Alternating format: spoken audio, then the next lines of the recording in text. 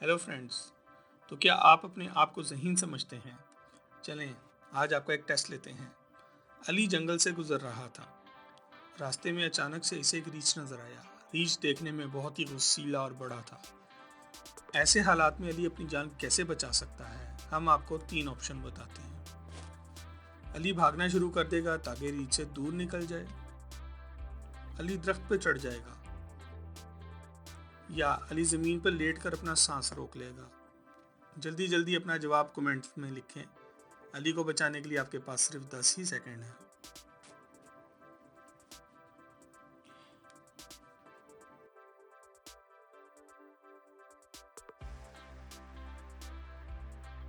Number 1, Ali भागकर अपनी जान नहीं बचा सकता क्योंकि रीछ भागने पे आया तो काफ़ी तेज़ भाग सकता है। नंबर 2, अली भागकर दरख्त पर भी नहीं चढ़ सकता क्योंकि रीछ दरख्त पर चढ़ना जानता है। नंबर 3, आपका सही जवाब यही है। अली सांस रोककर ज़मीन पर लेट जाए तो बच जाएगा क्योंकि रीछ इसे मुर्दा समझ लेगा और छोड़ के चला जाएगा। मज़ीद पहेलियों के लिए हमारा यूट्यूब चैनल मिस्टर फैक्ट्स ज़रूर सब्सक्राइब कर लें।